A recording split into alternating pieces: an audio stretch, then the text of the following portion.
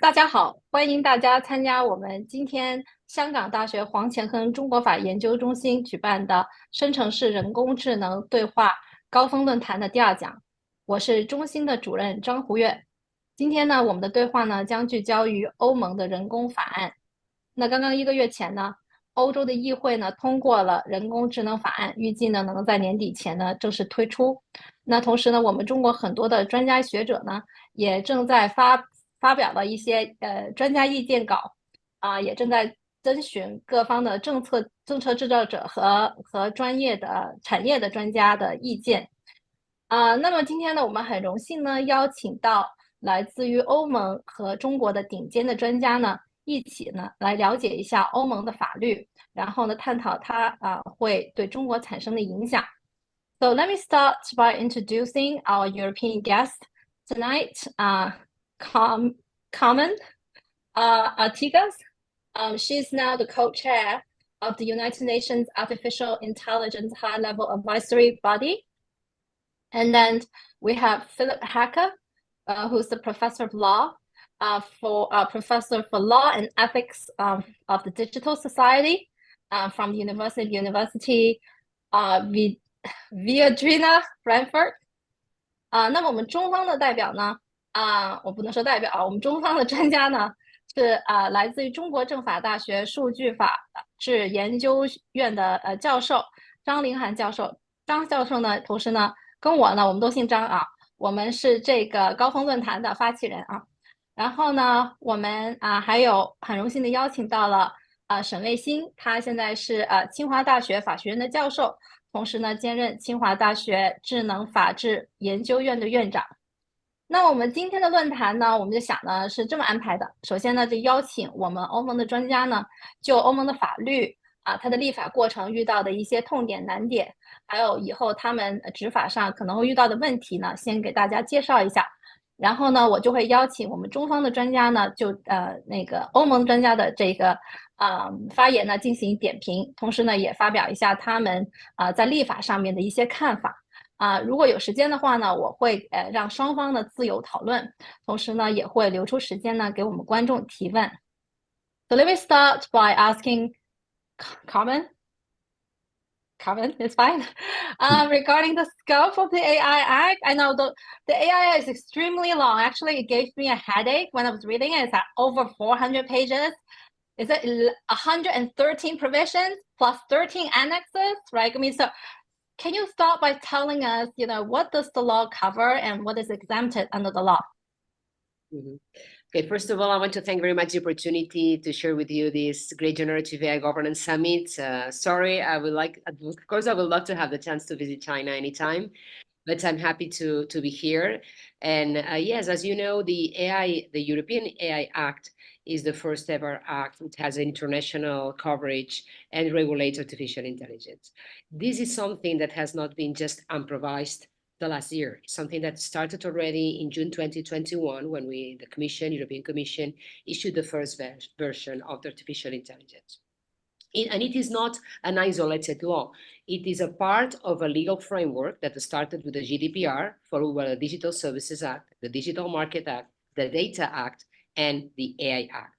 I say this because some of the aspects that the AI doesn't cover is because it's covered elsewhere. For example, data location or algorithm transparency in digital platforms. This is not something that the AI is covering. The AI Act was designed to cover only the regulation of the high-risk use cases of artificial intelligence. So it was a law that from the day one was product-based and risk-based. So it required a high-risk matrix saying that there are prohibited uses of AI. Second, there are high-risk uses of AI that we need to control, and then we will ask some, I would say, conformity assessments, we call it in the law, either before they go to the market and exposed.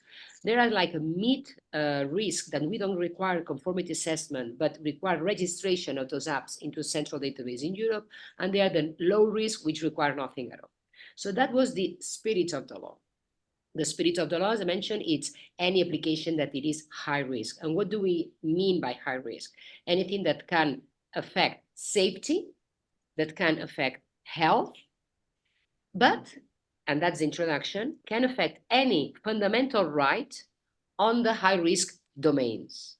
And high-risk domains are education, workspace, justice, government use of AI, etc., etc., etc. So it's something which was very practical. We are not trying to regulate the hammer. The hammer can beat a nail or kill a person. We are trying to regulate the bad use of technology. The real question is that, as you know, the legislative process of any law in Europe has a certain procedure. First of all, it's important to say that this is a law. This is an act, a European regulation, and it is different to other way we have to regulate before. In Europe, we have two ways to regulate: a directive or an act. A directive is something which is like a general rule for Europe, but every single country needs to transpose it, we call it, to adapt it to its particular national law. That generated the media of the legislation landscape and I would say difficulties of Europe to become competitive in the digital world, because we have really 27 different laws that change a little bit from one to the other, starting with copyright and on or even internet services and quality. So that is one of the reasons why Europe has not traditionally been competitive in the digital space, because we had 27 different laws. And this is why in the last framework, which is the digital decade framework on the law, with all the laws I mentioned, and in particular in the AI Act, we decided to make acts. So there is the Digital Services Act, the Digital Market Act, the Data Act, and the AI Act. And that means it is one single law for all the 27 states, entering into force day one with no change in a comma. And that makes more safety and a more unified digital market for Europe, and therefore more competitive. So I think we learn from the past, we learn from the mistakes. The problem is not regulation in Europe, it's regulation fragmentation. And this is why we need to solve this fragmentation with the Act. Second important point is, in this process, the European Commission makes a proposal for the law. That happened in June 2021. Yeah. Then we have the Council. The Council represents the 27 member states, which I represented during the presidency of Spain. That's where the law was approved. So then the Council defined their position, their comments, their proposal for changes in June 2022. But then the Parliament, which is not representing the states, but representing the individuals, because we vote them in the European elections, like it's going to be now, the European Parliament defined their position in June 23. What happened in between? That in October, between June 22 and June 23, the ChatGPT moment arrived. It was October 2022. And that generating a total different element that we had not foreseen, and was not foreseen by the law, which was large language models or general purpose AI models and systems. So when the Parliament defined their position, the ChatGPT moment was already there, while it was not before. And then their proposals were absolutely radically different. And that's where the conflict started. How can we keep the spirit of the law, which is that we do not want to regulate the technology. We want to regulate only the high-risk cases, the technology, with the large language models. And what we decided, as if we don't want to regulate large language models, but we require them some transparency rules. Because if we're going to use the large language models for any single application, either it's high risk or not, we need to be sure that those models do not disseminate systemic risks all over the value chain. So the controversy came with the large language models, but it's not the most important piece. The most important piece for me is prohibitions and law enforcement exceptions. So for me, large language models is something important that gained our attention because of the momentum, because we, for the first time, are requiring transparency in the models on the weights and the energy consumption. Excluded is R&D, excluded is retraining of the models. Of course, the defense is not a part of any law under the EU treaty. And then, for me, the most important and relevant thing on the AI Act is provisions. Because the first time we say things that probably we differ from different views of the world, and we admit that, but we say that we don't want AI to do certain things, even though it's technically feasible. And I think that's an important message from Europe, saying there are things that even though are technically feasible, we don't want them to happen, like using biometric identification to classify people, or these sort of things that according to our way of seeing the world are important and cannot be imported in other parts of the world. But that's important because the other challenge of the law, and I'm finishing, is that, of course, this law cannot be perfect because nobody was there before. With the first proxy, we couldn't learn from the past. And we had a very important challenge. We need to make the law future-proof. The most important part of the law is how do we keep this law updated. So this is why in the law, from the legal point of view, is very innovative, because we put some things in the articles, which are like graved in stone, like what an high risk is. But we, for example, put in an annex where the high risk domains are, because some things can be a risk today and not be a risk tomorrow. Something can be no risk today and can become a risk tomorrow. So that's what we are doing, trying to foresee the evolution of the law. And this is why some of the key things, which is the code of practice, that it's not a code of conduct. So code of conduct is nice to have, but not need to have. Code of practice, it's an obligation, it's under the law, but this is being negotiated with the private sector. So what we really want is a law which is covering the high risk use cases, but it's very practical in the way we're putting it forward, and of course in the dynamics that this law needs to have to adapt to the fast evolution of AI. Look, I mean, this is the most concise and also the most insightful overview of the EU AI I have heard. You know, I tried really hard to try and understand what's going on, and then this is really the best comment. I really like it a lot. Now, Philip, since we have very limited time, I'm giving you a almost impossible task. Can you respond very quickly to what Carmen has just discussed, and very briefly in a couple of minutes, and any thoughts, criticisms, anything you agree or disagree regard to the scope of the AI Act? Yeah, I mean, I agree with a lot of what Karma has said, and let me start by saying that she has done a tremendous job together with the other officials in really bringing this across the finish line. I myself have been a little bit involved in this from the side of the German government. I advised them, and also the European Parliament, so the kind of a bit of the other part of the table. And I was also quite involved in the drafting of the GPAI rules, so the foundation model rules for large language models. And that is where my research background is mostly in. So I would like to say at the beginning that what people and companies need to have in mind is that the scope of the AI Act is actually quite broad. So the definition of AI itself is quite broad, and it is specifically broad and determinately broad because people wanted it to future-proof the regulation. So it takes over the OECD definition, the revised OECD definition, which, if you look at it at the face of it, is actually more of a definition of software than AI. It's actually something that, receives an input and infers an output. So much of the weight for distinguishing traditional software from AI is going to be on this inference concept. And there is some advice in the AI Act about what is not covered by AI. So it's basic data processing. It's anything relating to human-crafted rule-based systems. So, for example, if you wonder, you have something like an auto summation function in Excel or in a similar program, you might think, hey, it takes input, it does some calculations and infers an output. Isn't that AI? No, of course it's not, because it is actually crafted by humans, and it just works through this in an automated way. It doesn't have any adaptive capability. But that's something to be kept in mind. It reads very broadly. But then if you look into what is now recital 12, you'll see that it's actually narrowing down a little bit. But it catches a lot. For example, statistical optimization techniques that have been around in finance for ages, for decades.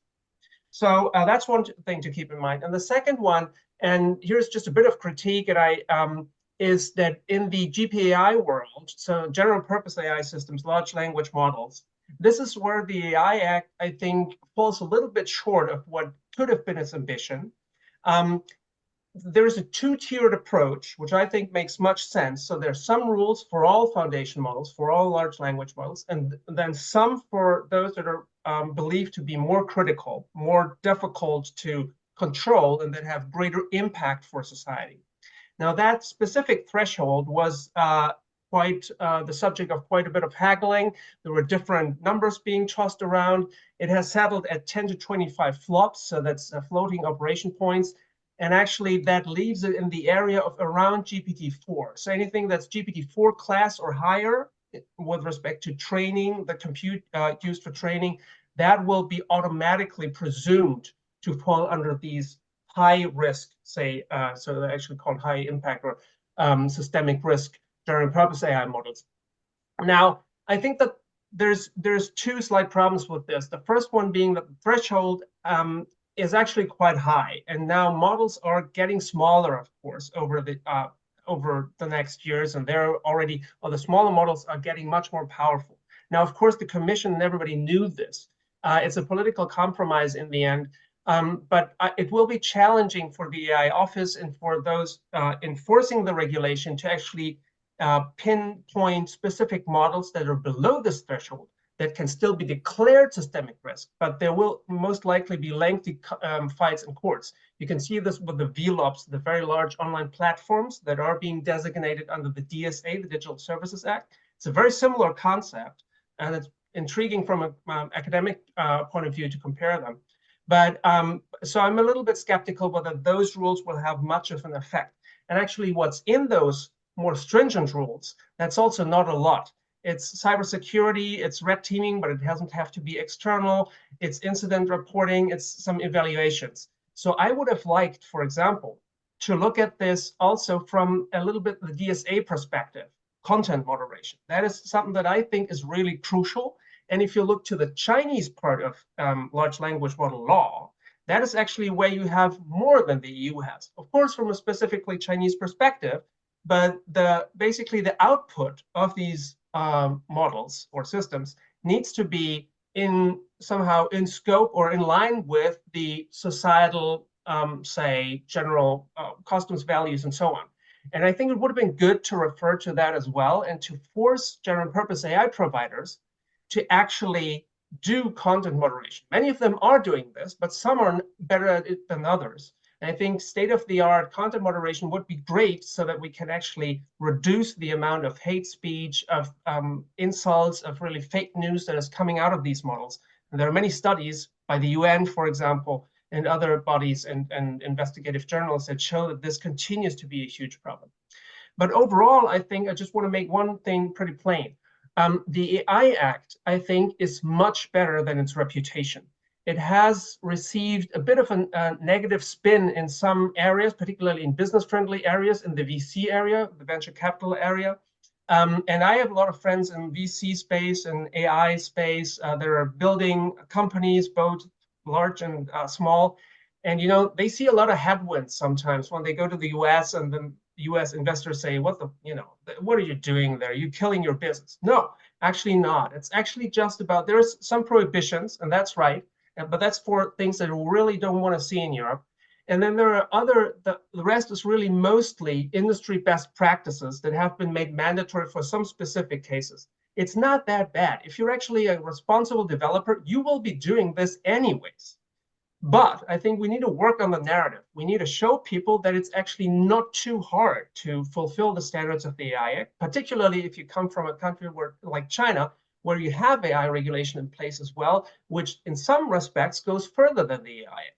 And so I think the message now needs to be, now we have regulation in place. What we now need in Europe really is much more investment. You know, Europe is really trailing the US and China greatly when it comes to AI development and deployment. We have a huge lack of employment of skilled labor. We have problems with finding teachers, doctors, and so on. And all of this will not get better if we don't adopt AI. So really now the focus needs to be on more investment, more development, more deployment, but of course in a responsible, sensible, and sustainable way. And the AI, I think, is a good step into that direction. Yeah, Philip, I definitely agree with you that I actually found more similarities between the EU and the US approach to AI. I mean, you know, considering a lot of the provisions in the previous version of the previous Parliament's version has been significantly watered down. And so, you know, that actually brings the EU law quite close to what you see in closer, at least, to the US, what has been laid down in the US executive order. And I also agree with you that even smaller LLMs can be very powerful, and Microsoft just released a small language models, and which is pretty good.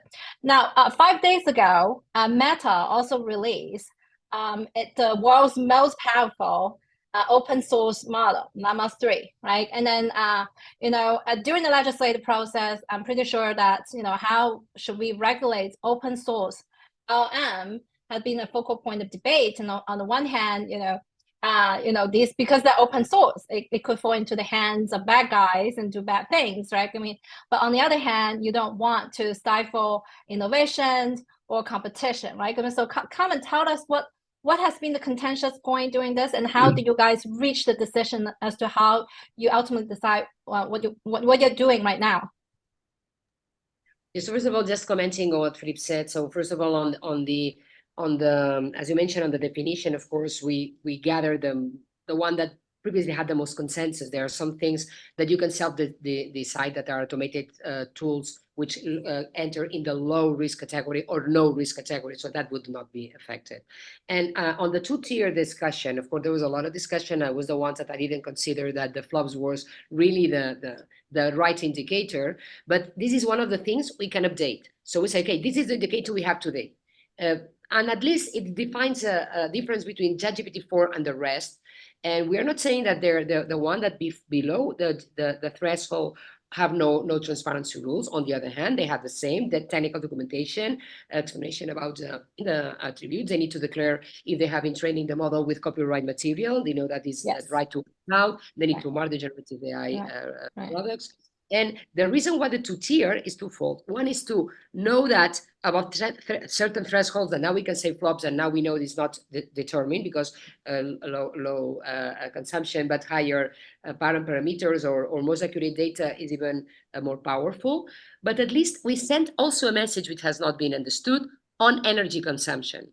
Yes. What we are saying is we don't want that the race for AI is continued swallowing huge capacity of energy, computing capacity, and water to cool off the data centers. So if you are above a certain energy consumption threshold, then I will look for you. I will ask you for more data and for more information. And it's the difference is you say some red teaming that can be internal, external, nothing that these big companies do not have. So I love very much when they say, oh, this is going to happen information. Seriously, a 2 billion valuation company is going to be less competitive because they need to report the technical documentation they already have. I mean, the problem here comes with the small and medium businesses. The challenge we have is how can we make this law comply so easy with tools we can provide to the small and medium businesses so that they can comply. One example, Mistral AI received a 600 million investment and 2 billion valuation the day after the AI was approved. And of course, if I ask the software industry, do you want to be regulated? They will say no. But if I make the same question to the pharmaceutical industry or the bank industry or the insurance industry, say, do you like to be regulated? They also will say no. So far, the software industry has been the spoiled child of all the different vertical sectors. We have asked for safety to the car industry, to the food industry, for the pharmaceutical industry. We have not asked for safety to the software industry until today. And that's what we are asking. Safety, transparency, and at the end of the day, this gives us trust to the consumer, give us trust to the citizen, and that creates a market. So we think that there are positive benefits on competency for Europe, apart from the other measures we have used on sandboxes, real-time testing scenarios, and all the support we have for innovation. But for me, in this world, on AI, the only thing that hampers innovation and market growth is distrust. People cannot trust AI, and people are scared. And we need to give certainties to the market, certainties to the companies, because we want them to use it and use it fast, and certainties to the citizens. I think that is, for me, the good part of the law. And what was your real question? Because I just open source. About open source. Open source. We want open source at the end of the day is transparency. If you are publishing your code, somebody will detect the errors, and that is happening with the software. What we is clear also in the law, that the liabilities are different along the value chain. So if you are Llama and you're publishing the model, the responsibility ends here. If somebody gets this model and retrain it with a different data, that is the responsibility for the deployer. So it's the developer, the deployer, and the user. There are three different players in the AI Act, and the responsibilities are different along the value chain. And this is one we want to be done. Even though Llama is not showing the weights, then they will not be in the category that they are exempted. So according to the AI Act, Llama is not an open source because they are not disclosing their weights. You know that the High Institute of Stanford, and I was there, are publishing a benchmarking. And what they are encouraging is that people are publishing out of these 40 parameters, they report the ones they want to report. So some reports energy consumption, some others don't. Some reports weight, some others don't. But this is also transparency exercise. So why are these guys not transparency in the weight? Or why are these guys are not transparency, the energy? And at the end of the day, I would say China, Europe, US. I don't care if you do it through regulation, if you do it through reputation or through transparency rules. Whatever works for you, whatever works for your ecosystem. But we need to demand transparency and we need to demand accountability, because AI will cover all single aspects of our economy, of our production, and our society. And I think we cannot just not let it develop without any constraints.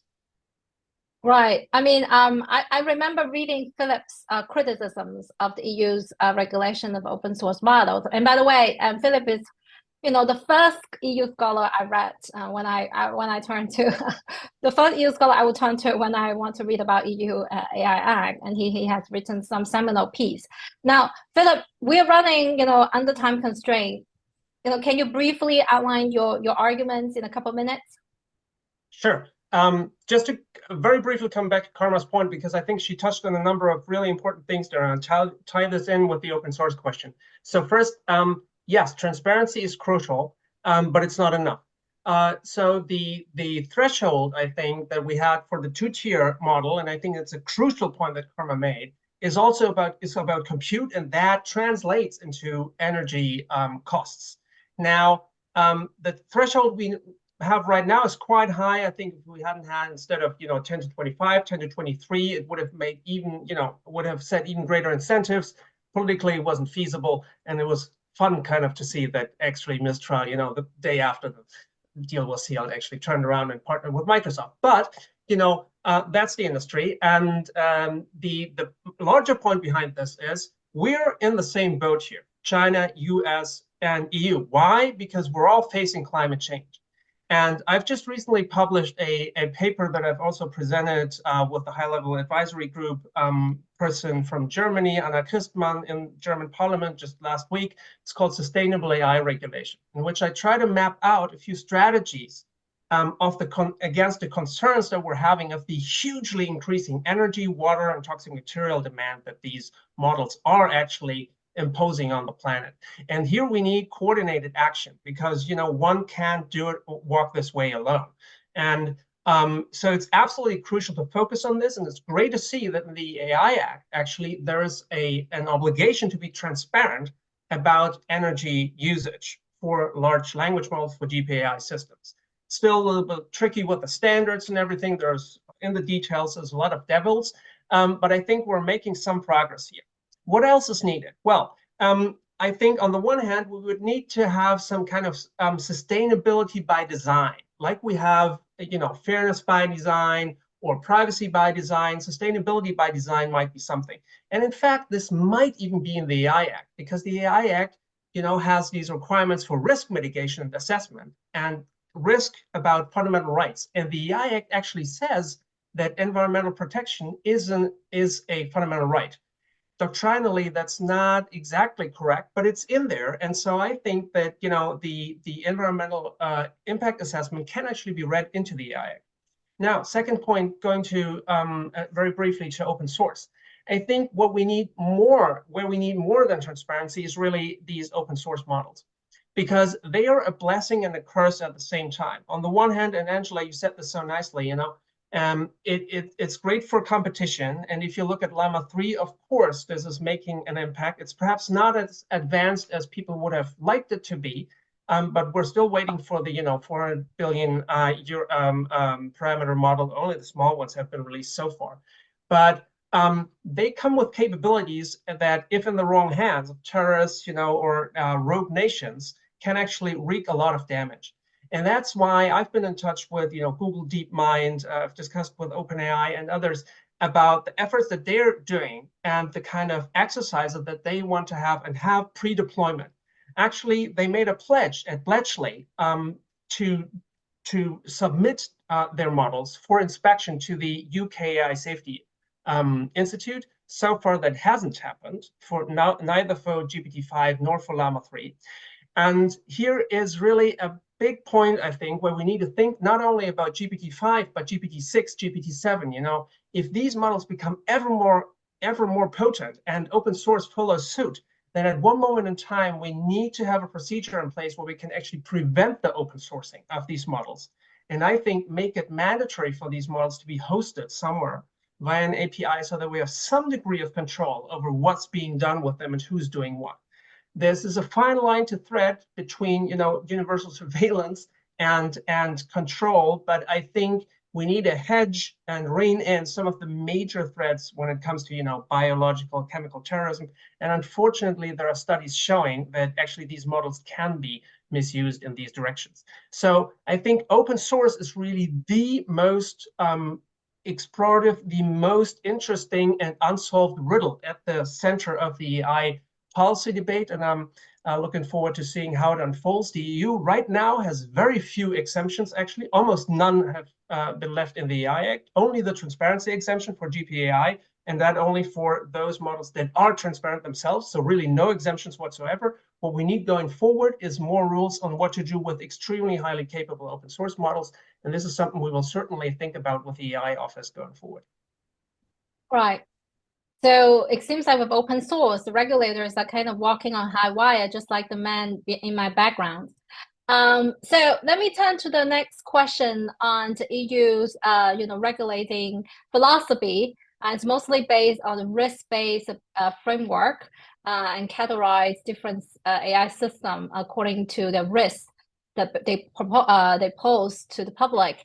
And also, with regard to the general purpose AI models, there's specific provisions dedicated to that. I mean, Carmen, can you tell us briefly what have been the major controversies regarding this model of regulations? And yeah, we'd love to hear that. You mean the controversy around the Lloyd side? Yes, okay. The controversies regarding how to regarding the risk-based approach during the legislative process. And we also noticed that in the final version that was adopted by the European Parliament, it significantly watered down some of the previous restrictions of the general purpose AI models. And so, they now still need to comply with transparency requirements, and certain high risks will still need to do more, but systematic risks will need to do more. But it's very different from what it used to be. So I would love to hear how did the European authorities reach these decisions? So as I mentioned, the European Parliament, when of course the position was different because they introduced new topics that were not considered. It's not that the council was against, it's because we didn't have the opportunity to define our position after the ChatGPT moment. So we defined the position before the ChatGPT moment. And therefore, we brought to the table and we start to think again what that meant in the original version of the law. And I think that we solved it very, very intelligently because we still adapt to the high risk. What we are saying is general purpose AI model and system is not high risk by itself. That was the thought that was trying to be sold by the media. And then we tell about what are the different pressures in favor and against we felt. But it say, okay, but if something is used by 200 million people, probably we should look at it because there are some systemic risks that have not to do with a high risk consideration of safety and health, but it can be like bias, or it can be discrimination, or it can be emotional recognition in our kids in schools, and we do want this to happen, or we don't want this to happen, or what happens with the systems if they are not using this for high risk, but they inherit habit, and the one that is deploying is inheriting the risk, because at the end of the day, you are a small and medium business, you will not develop a large language model, you will use any one that's on the shelf, and then, but you are inheriting the responsibility if you're using this for a high risk to deploy it. And this is why we ask the developers very important, relevant information for the developers, for the deployers to comply. So I think that is the good balance. So the problem here was, yes, and the other new introduction was what we call the FRIA, the Fundamental Rights Impact Assessment. And I think that's a very important point. We cannot skip. We're saying, okay, not everything that is not affecting health or access care is free of risks. There are some risks that, according to our values or fundamental rights or human rights, that we want to prevent this to happen. Imagine that I'm in a Netflix, and Netflix systemically that never recommended a Chinese movie. I mean, this is not a high risk. Nobody will die from this, but it is an attempt to my freedom of choice. This is a pre-selection or a bias. I don't want this to happen. Then I think that's or the way we managed to this complex topic was this way. Of course, the role of the AI office is to put in place the mechanisms of auditing. And I think we are going to see more versions of the law in the following 2 years. So we also have that this law can be improved in identifying the right elements to comply and to meet the purpose, which is exactly what my colleague has said. And it is true, we had some pressures. We had some pressures from the market, because market doesn't want to be regulated, but that's all day long. We also had some pressure from governments that they don't want to see some limitations on the use of AI for governmental officials. We had some pressures from the public opinion, want to go absolutely to the 100% protection of the citizen, but then this is hampering also the market. So really the trade-off was not easy. When the stakes are high, discussions are hot, but I think we all share the purpose. The purpose was, it's better an 80% perfect law than no law at all. Because if we didn't come to an agreement, then no rule means the status quo. And with the status quo, with no control of the technology, no control of the companies, limited uses for bad actors.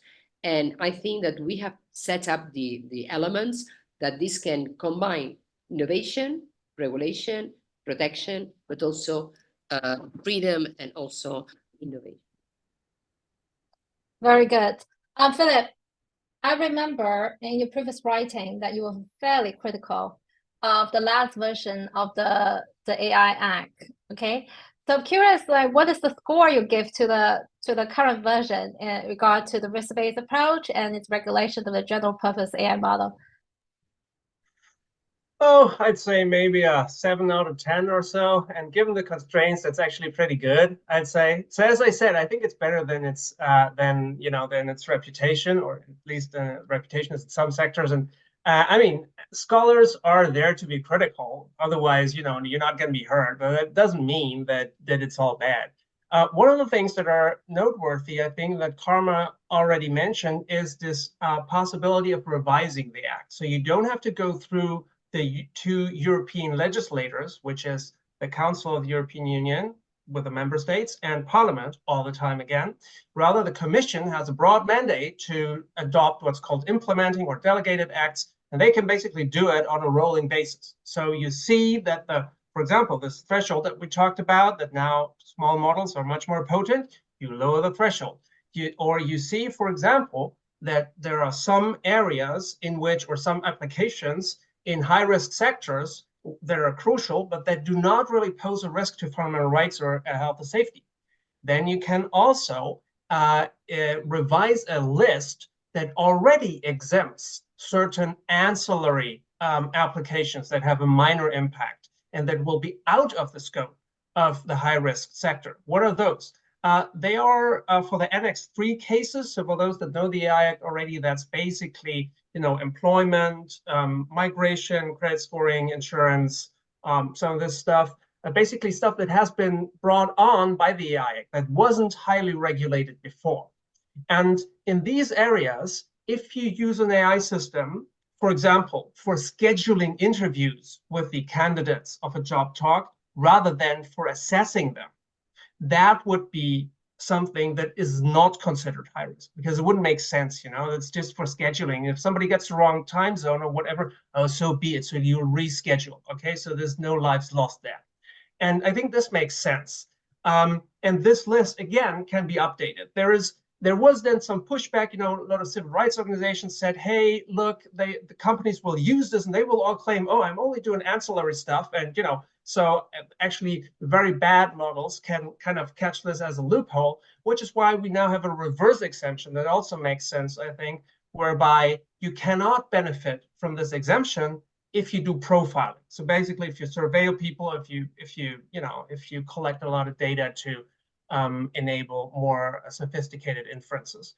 And so I think in the end, it's a good package that we have, and we just have to now turn to implementing it well. That's the next absolutely crucial threshold, and to making it work on a global scale and to coordinate it with our partners, in China, in Europe, where these systems are predominantly built, to make sure that actually in the development processes that are taking place there, the act is also being considered and heeded. Right. I mean, I definitely agree with you that scholars' job is to be critical. I mean, that's how, we can help improve the legislation. So you already alluded to the implementation issue, which everybody was saying that this will be the big problem for the EU AI Act. We saw that now it seems like there is an EU AI office, but tell me, how is it going to be implemented? Is it implemented by the national authority? Is it kind of like the GDPR? Because we remember, if we look at the GDPR's enforcement history, it seems like be quite messy and face a lot of criticism. So are we, learning some lessons from the GDPR enforcement, and what does the EU plan to do? Absolutely. I mean, the GDPR was an example of what we don't want to happen again. So we don't want that it takes 2 years and it was a nightmare for small and medium businesses, and then they asked for 2 more years period to adaptation. That was not the objective at all. So the implementation phases are, first of all, after 6 months of the publication of the European Journal, we need to retrieve from the market anything that falls under the category of prohibited use. Then we have the obligations of transparency for general purpose models and systems in, I think it's 9 months from publication, which is easy because they already have the information. The office was to be set 3 months after. It's already there. They're recruiting. More than 150 people are supposed to join the office. So it's a very important stuff. But then there are 2 different supervision agencies. And that's important because that's make the difference, for example, for the Executive Act. You can make an act, but if you don't have the supervisory body, it means nothing, because if nothing happens to you, if you don't fulfill with the act, why do you make a law? So it's important to define the law and to define the supervisory bodies. There are 2 types of supervisory bodies: the national agencies or the national supervisory bodies and the European office. So the national bodies are responsible for the high-risk use cases of technology and the conformity assessments. So that's where you will, because it's linked to the industry, it's linked to your market, and that's where the nationals have a role. And then all the large language models on the horizontal things, the things that are common everywhere, and also on definition of the thresholds, definition of the codes of practice. And as you said, the ongoing dialogue with the industry is an EU office that has several bodies around. It has a scientific panel. It has an AI board, which is made with the representative of the national authorities. So each member state is part of the advisory board of the EU office, and there's an external consultancy body. So the other important threshold is, I think it's in 18 months, and then up to there are some parts of the AI systems on the conformity assessments, and then the latest is in 24 months. So in 2 years' time, everybody needs to be adapted, starting with the big ones and following up. Important thing, together with the AI Act, is the AI Pact with P, which is encouraging the big tech to adopt it earlier. So again, it's an exercise of transparency. I'm saying, okay, I don't want to wait 24 months. I am ready. So I'm just in front of the market. I'm just having a quality seal saying I'm complying earlier than others. So that's a way also to gain a sort of competency of who is, it's a beauty contest, that's the important part.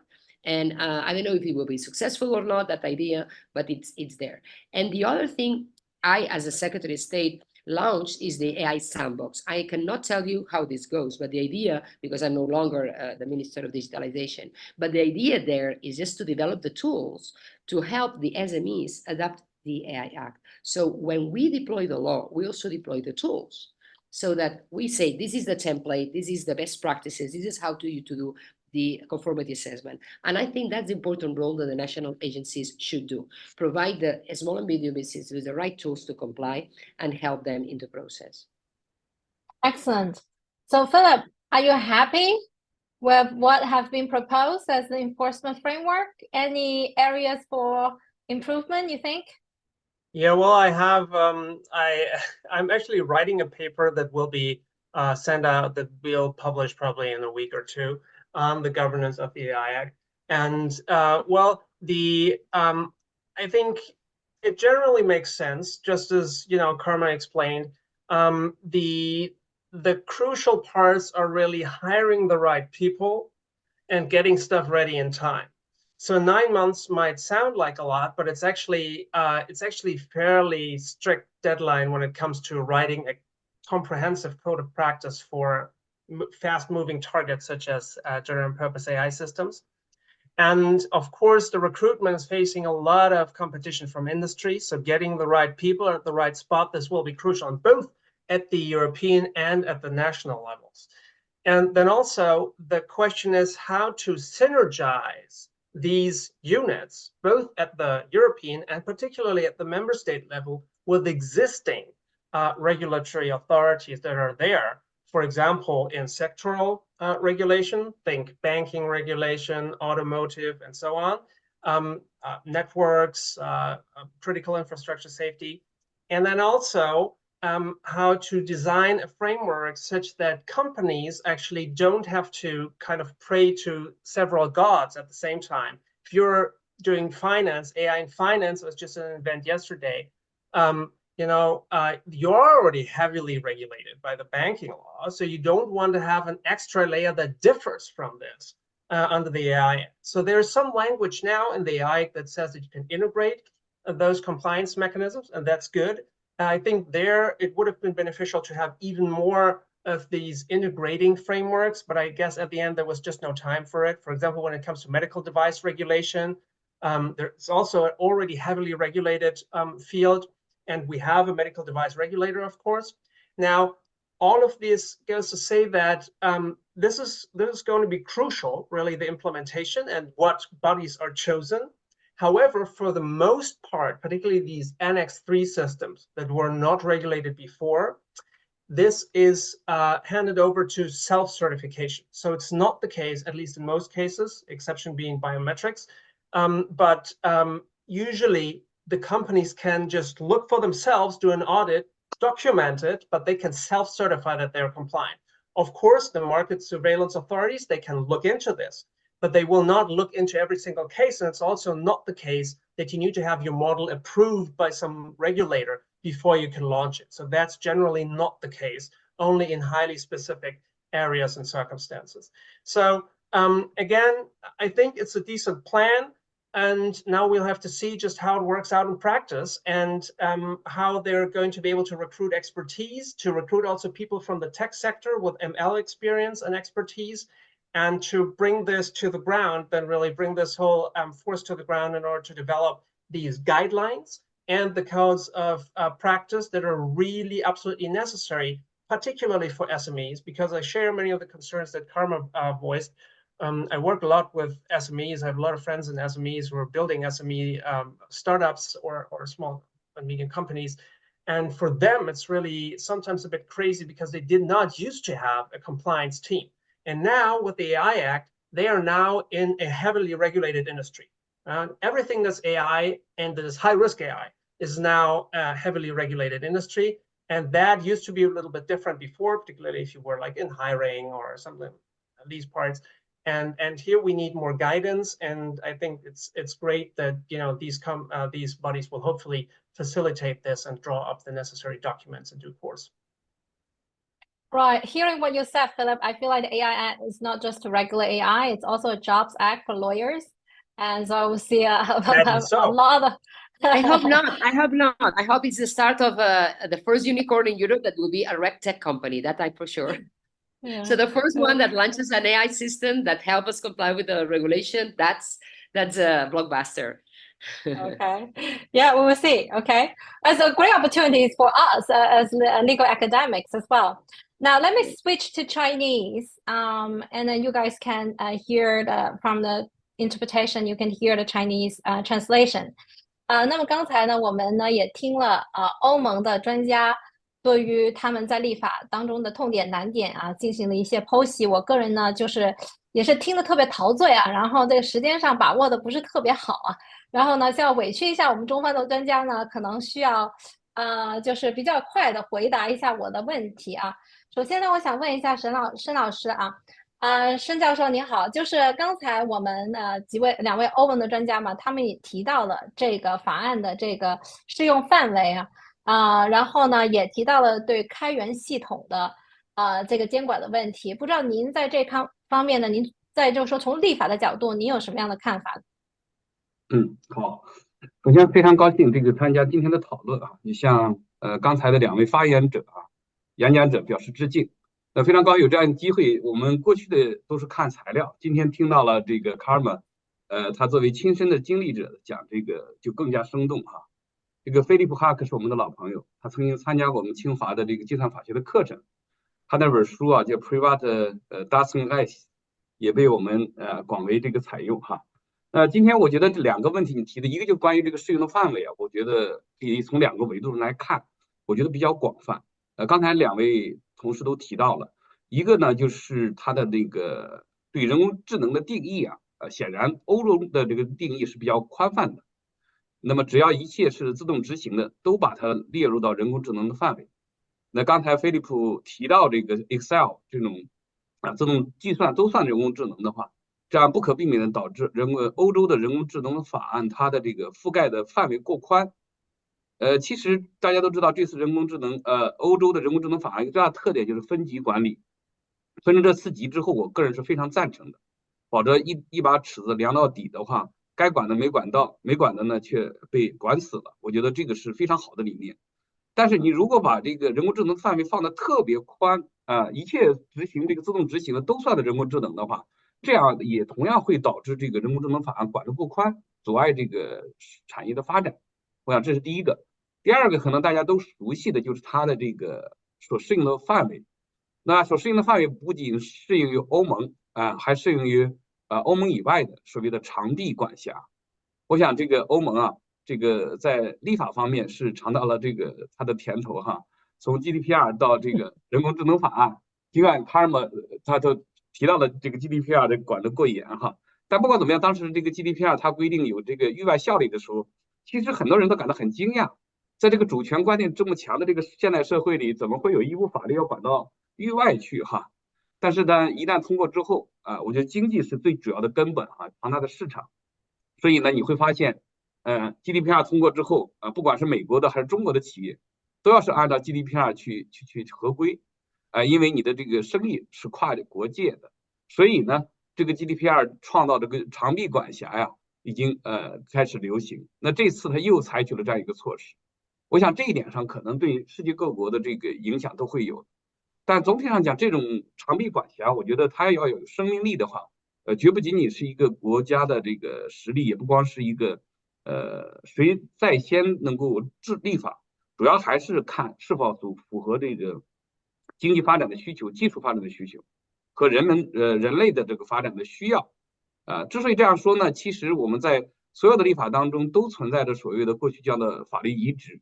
那任何一个国家在立法的时候，都会从比较法的角度去借鉴一下其他国家，但所有的借鉴都是所谓的这个以我为主所谓的他山之石可以攻玉绝不仅仅是拿来主义。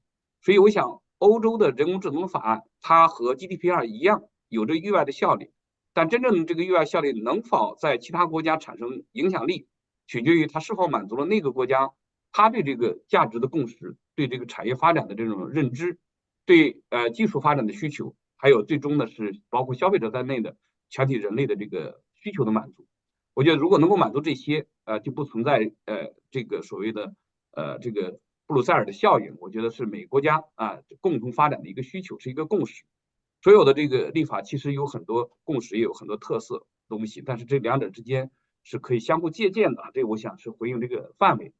可能说到范围，可能还有一点就是我们会发现，它在有些范围上可能跟刚才你说的那个开源是有关系的哈。我觉得这次这个欧洲的人工智能法案，如果要评价的话，确实比过去的 GDPR 呢，有所调整，在立场上没有那么严苛了哈。刚才 Karma 也提到这一点，我觉得确实他们也吸收了过去的这个经验教训。那表现在2点上，一个呢就是刚才提到的这个所谓的开源，它明确的规定开源是可以免除的义务，我觉得这是对的。在有体物世界里，我们可能财产权都已经受到了社会化的影响，在无体物的世界里，它这种权利的界定绝对不应该是这个都是非常的这个绝对化的。所有的权利都应该服务于推动社会的进步，绝不仅仅是简单的一个赋权。所以在这方面呢，我觉得这样一个开源，它公开自己的这个源代码，公开自己的模型，那么而且是免费的话，它是有利于这个社会的进步、科学的研究的，有利于这个技术创新的。我觉得通过这种方式来减轻它的这个责任，这一点上确实要给欧盟的人工智能法案点赞。但是我也特别的注意到了，刚才其实菲奥特别多次提到了，它也是分情况的。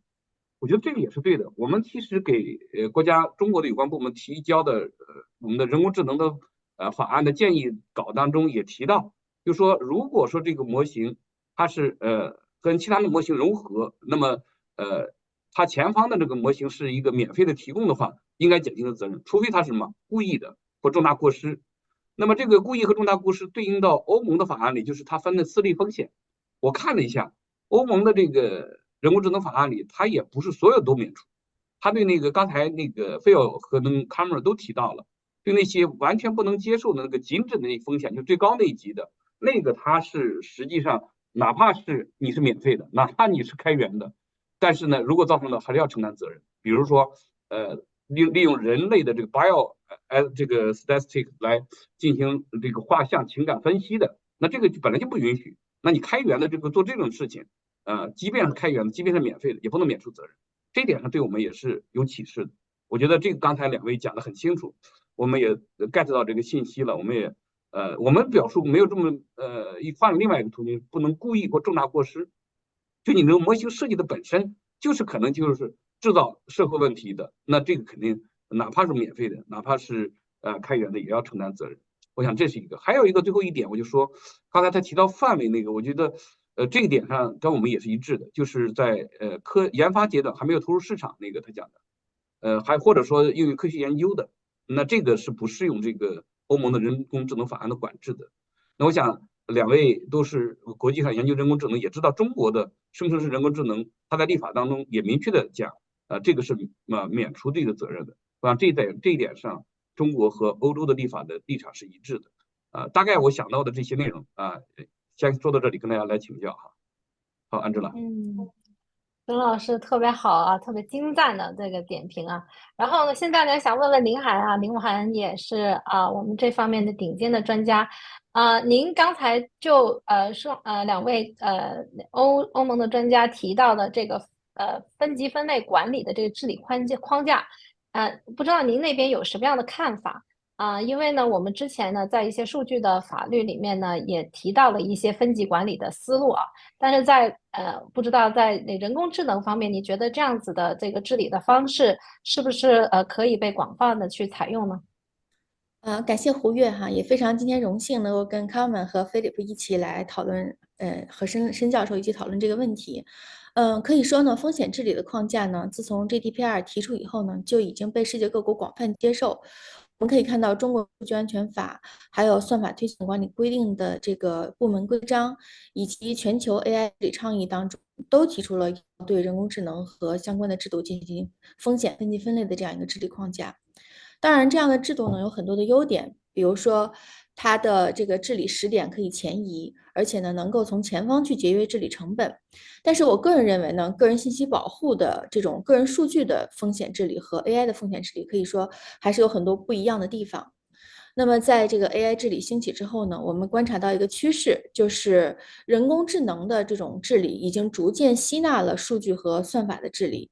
那么如果说将来 AI 的治理的风险框架将涵盖数据和算法的治理的话，我觉得可能面临着一些挑战。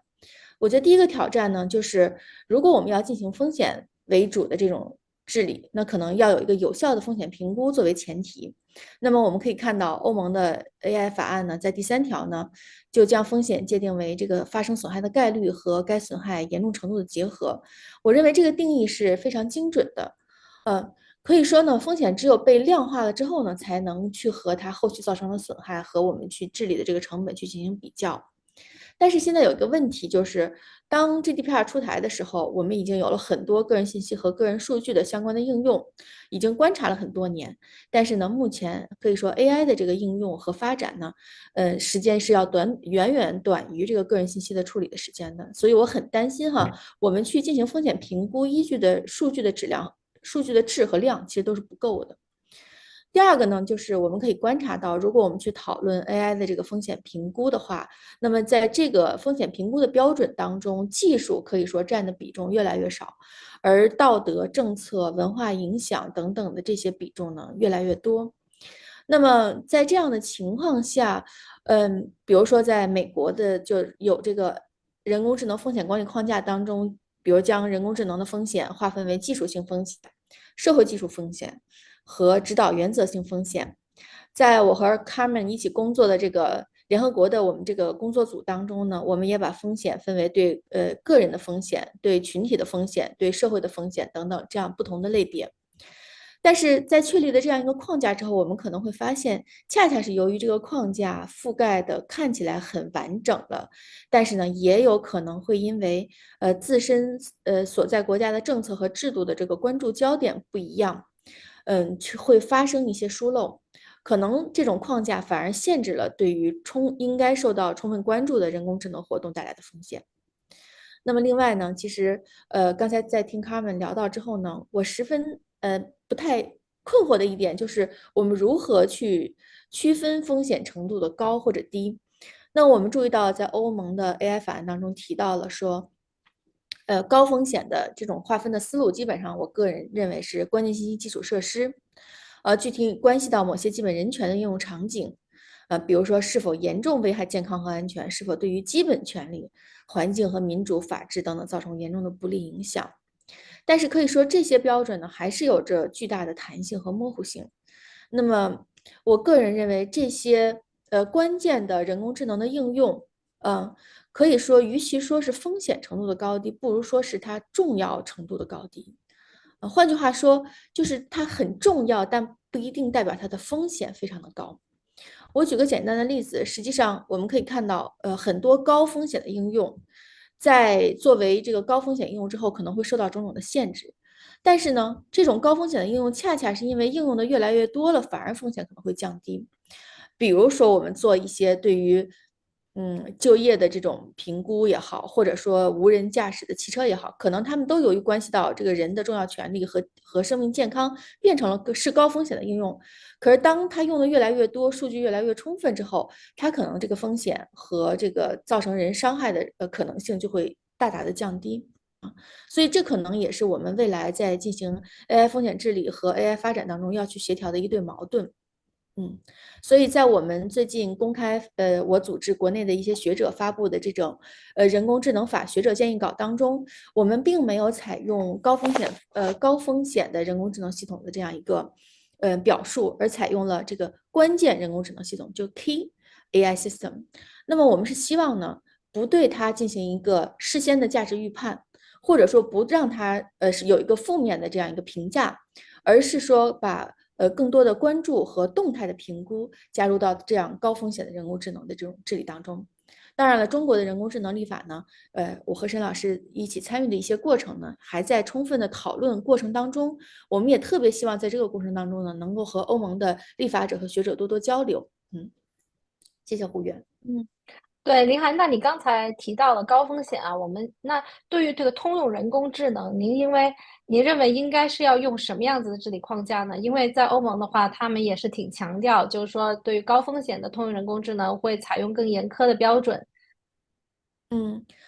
那么刚才Carmen 也提到了，我觉得他说的一个关键是说，通用人工智能实际上是指风险可能发生的范围，而高风险可能是指风险发生的程度。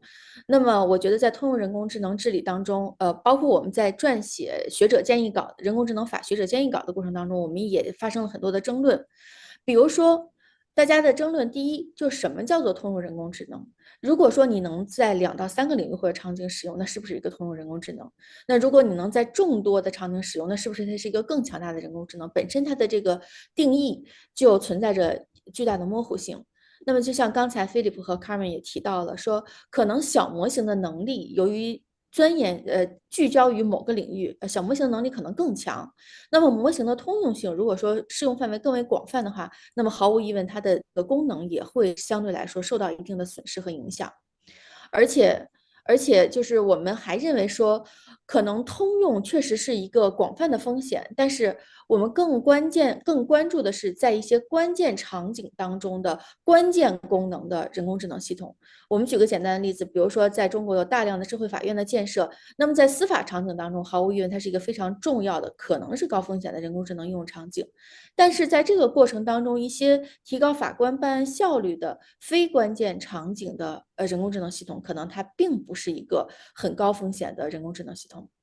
所以，对于通用人工智能系统是否应该被定义为高影响力系统，以及这个影响力的是用高低来判断，还是用更广泛和更狭窄来判断？其实我觉得目前我们可能还是需要进一步的研究和讨论。我们也特别期待可以看到欧盟的这个有关这个 GPAI 的 system 是如何规制的，能不能给我们带来一些启示？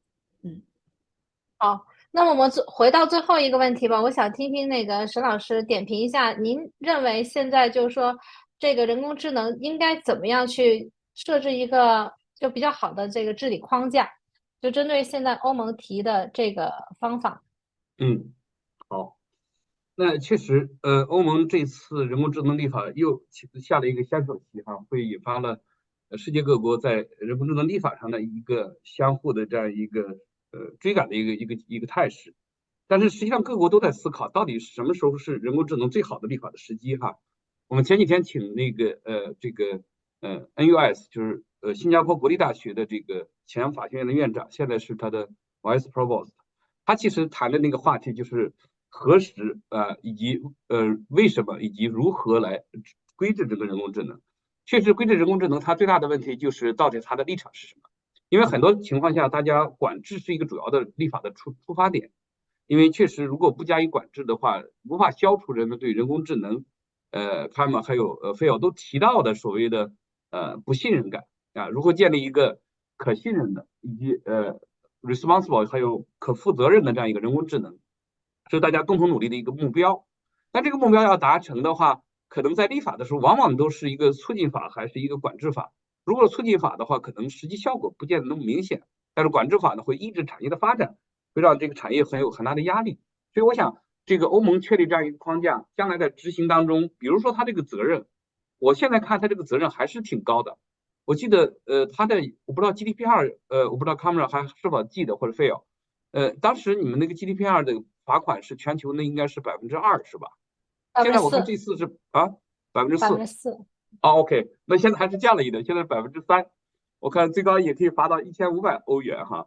那这个重罚确实跟过去一样，其实还是给产业界有一点寒蝉效应的哈。我觉得这是一个，就是到底是如何来平衡产业的创新和对安全保障之间的这种关系。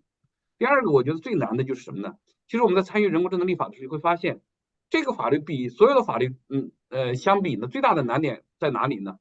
就是在于这个法律它的变动不居啊，这个技术的这个发展是日新月异的，不断迭代更新的，所以这个法律的起草，它和我们做传统的民法，我和菲奥应该都是做民法出身的，我们研究德国民法，它很成熟，它相对来说一旦制定就比较稳定。但是我相信欧盟的这个法案通过之后，它在实施的过程当中就会暴露出很多问题。那这些问题一个法律的稳定性和法律的这个不断的与时俱进这样一个适应性，它两者之间怎么平衡？我相信这也是欧盟法案将来的实施当中的第二个挑战。第三个可能就是这个分类分级的问题。那欧盟分了这4类，其实每一类怎么区别都是有问题的。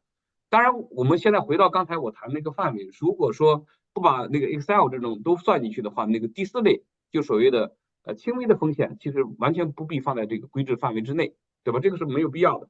我想他们可能有这个观点，但是我觉得比较难的就是那个完全无法接受那个和高风险之间他们怎么划分，甚至高风险和有限风险怎么划分，因为它直接影响它所负担的义务是不一样的，而且这种风险恐怕也随着技术的进步和迭代更新会发生变化，这样的话这个法律执行是很大的困难。所以我们在起草这个法律的时候也在担心说这个东西怎么来定义，怎么来界定，比如我们把这些比如影响人格权的、影响劳动权的写进去，当然有很多人会举到很多例子，可能觉得太宽了，会阻碍这个产业的创新，我想这可能是一个问题。第3个最后一个问题，第4个可能就是责任。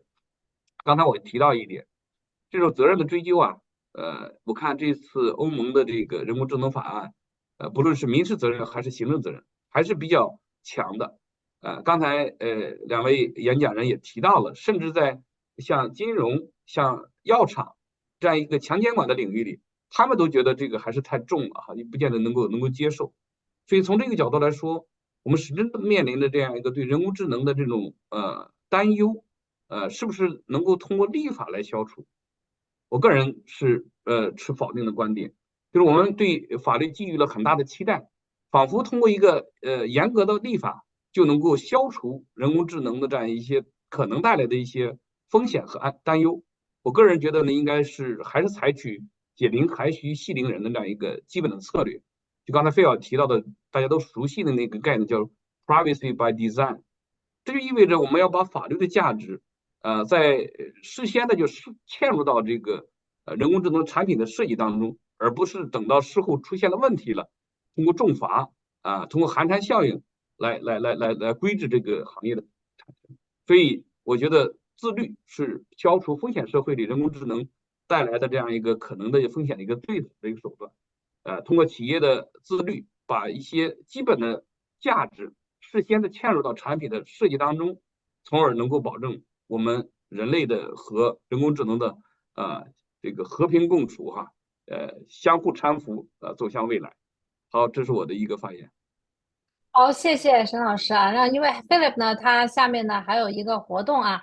So let me invite Philip maybe to quickly respond 1 or 2 minutes before you leave.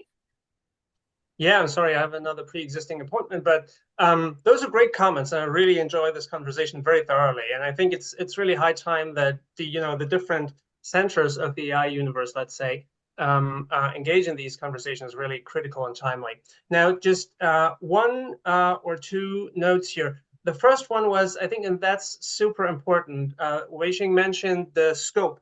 And indeed, if you read the definition of AI just on the face of it, you could think that automated processes fall under it. However, maybe I was misunderstood there. Excel and other automated processes do not fall under the definition of AI in the AI Act. Why not? Because in the recitals, so those are the parts that explain the articles in a better way. In the recitals, it says that any automated system where the rules are crafted by hand, by human persons, they would not fall under the AI definition. So what you have in terms of standard software calculations that is not under it, basically the AI definition is machine learning with a broad perspective on what machine learning means, including regression and logistic regression and those parts. And the second point that I think that you rightly put is extraterritorial effects. So it's right that the EU is casting a wide net, let's say, and the same was true for the GDPR. Is this helpful? Well, you do not fall under the AI Act if you do not use your models or offer your AI-based services in the EU. So basically the idea is you want to do business in the EU, you adhere to the EU rules. And I think it's the same if a EU company wants to do business in China, they also have to adhere to Chinese rules, right? So that's it's a bit of the standard principle in market regulation. Where we really see some change now is in the copyright framework, whereby the AI actually says even if you train your model in Beijing or in Honolulu, you will still have to abide by the EU TDM exemptions. This is basically the right of authors to object to their copyrighted material being used for AI training, if later on you want to deploy the model or use a model in the EU.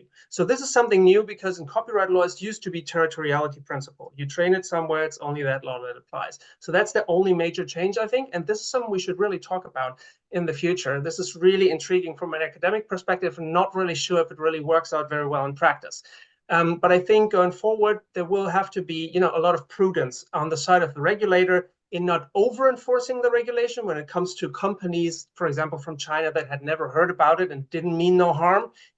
It's not that you will be fined to death on the first breach of the law. Rather, first there's a dialogue usually, and you're not immediately fined, 6% of your annual turnover.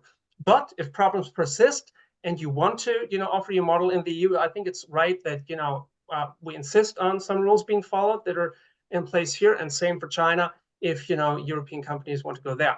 And still there's room for improving the matching of the different regulations, and in terms of finding more common ground, particularly when it comes to AI safety and some of the real threats that both Lingang Zhang and Wei Xingzhen have mentioned.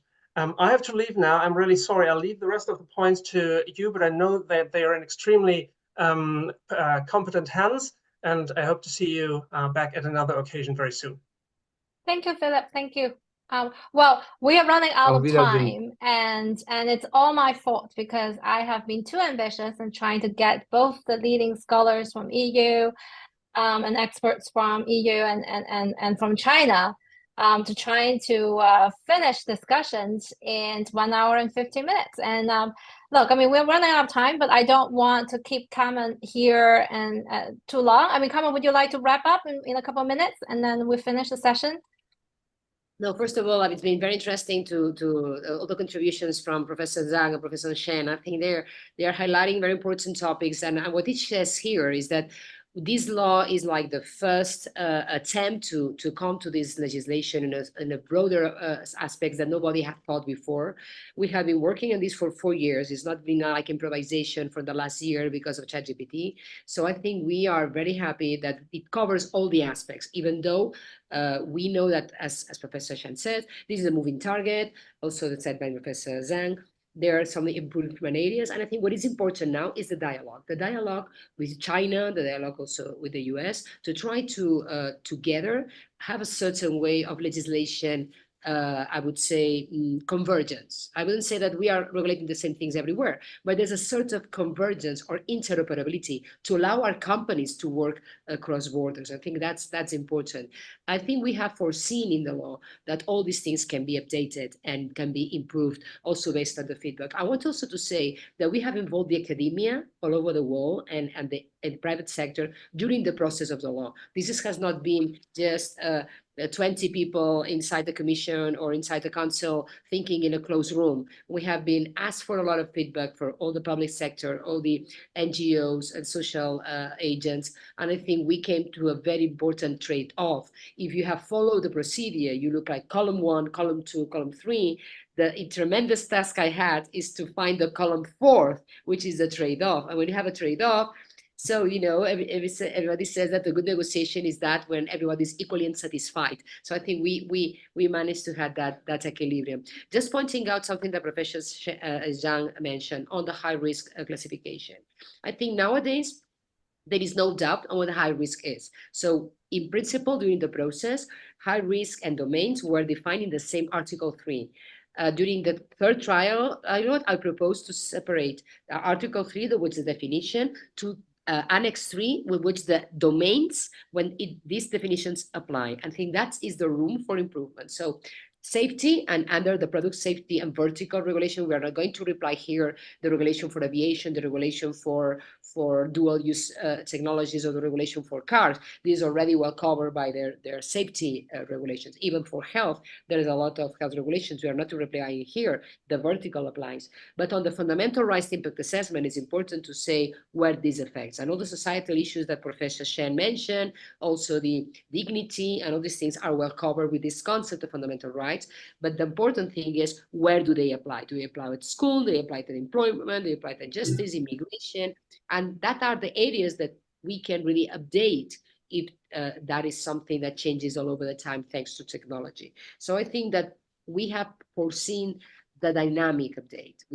I think that classification should not live more than 1 year, I would guess. I'm sure that in 1 year we need to revise that, and it is already foreseen in the law how to do that in an agile way. And then I want to mention this thing on extraterritorial. It is important to mention that this law applies for European companies and external companies wanted to serve their products in Europe. So anything that comes into Europe, so the products we will use need to have this quality control. That's what we are saying. European companies that sell their products outside Europe are not affected. So even in the prohibited use cases. So we are not saying that, for example, a European company cannot solve a social scoring technology and sell it to China. That is legal, which was not legal in the GDPR. The GDPR affected the European companies for European markets and for external markets, while AI Act doesn't. AI Act, because it's product-based, we say these products, according to our view or our legislation, are prohibited here or high risk here. But your products, if you sell it to whatever country in Africa, for example, doesn't have this legal coverage, you can develop it in Europe and you can sell it outside, but you cannot sell it here. That's a very important twist that we did, because just not to hamper also the capacity of the companies to evolve, because also we expect that the so-called Brussels effect also affects other countries. And at the end of the day, everybody also is more aligned to us on what we consider prohibited or not. But in the meanwhile, we are not preventing the European companies to sell those products. And then what it is here also different point that we have not mentioned is on the copyright issues on generative AI watermarking. I think these are the two important aspects. So copyright issue, it's territorial. So we have 27 copyright. So AI is not mentioning copyright because copyright is already there. We say you must comply with copyright, full stop. What we introduce as a novelty, because if you are using data, copyrighted data for training, this is not infringing copyright according to current definition. This is why the lawsuit of New York Times against OpenAI, their argument is, I'm not using this, claiming that I'm the author. I'm just using this to learn, to get inspired, because I'm generative AI. It's like I'm spending 2 hours in Museo Reina Sofia watching the Guernica from Picasso. I get inspired, I come home, and I paint a total different thing inspired of Guernica. This is not copyright infringement. This is why it was a hole here, and why we introduced this single letter, this single sentence saying that if you are an author and you protect your digital work with an opt-out, the generative AI system needs to respect that opt-out. That means I say, like John Grisham says, I don't want that my books are used to train. Then he needs to protect it and needs to respect that. When doing this, what we are doing is when we are open up a new market, which is the market of the opt-in, which is said, I'm an author, opt out for free, but if you pay me, probably I let you use my data to train the markets. At the end of the day, we are also generating a market opportunity for those creators that might monetize their digital work instead of just releasing it for free and the big tech use them to replicate their work. If you are a good photographer, for example, or a good painter. So that's another dynamics, which is an indirect dynamics of the law. But this has not to do with the copyright. Probably every single nation is to revise the copyright law at the eye of the emerging generative AI, but something that the copyright law will do is not in the AI. And the other is watermarking generative AI. The discussion was technology is not there, it's not enough. Okay, yes, it's not there today, but it might be in 2 years if we're putting in a law. So the fact that we are putting in a law, you need to declare if everything is developed by a generative AI by law. And now you have this technology, tomorrow we have another one. But it's important because probably I do not care that my newspaper is 100% generated by AI because it's perfect for me, it's personalized, it's in my language, but I must know. I must know, is that declaration of Donald Trump is true or fake? But that is not implying that there are not other crimes against. We had a terrific case of a teenager in Spain that used a photo of their mates and high school and replaced their heads in a naked body. And they disseminated that with the fakes. And say, okay, that was fake. Okay, it doesn't matter if it's fake. You are infringing this girl's honor, this girl's dignity. So that is also penalized, regardless it is generative or not. So first of all, now you should mark it so nobody would be confused. But using generative AI to harm fundamental rights or attempt against the dignity of people, even though you mark it, you are still under the legislation to see that's a bad use of AI. So a lot of room for improvement, a lot to learn. I'm very glad to have learned a lot about the Chinese AI Act. And I hope that these conversations are at the right levels with the AI office, and that also Europe can benefit from your unique and exceptional view of how things need to be regulated and controlled. Thank you so much. Thank you, Carmen. I really appreciate your comments and today. I mean, I learned a tremendous amount, and I'm sure the audience here also benefit tremendously. I mean, we would want to give our audience time to raise questions. I saw there's a number of questions in the chat box, but unfortunately, we are really running out of time, and it's all my fault as an incompetent moderator. So let me conclude today's session and thank our speakers for making such wonderful contributions, and I hope that we will have the opportunity to organize another session with Ling Han again. And so thank you everyone, and good night.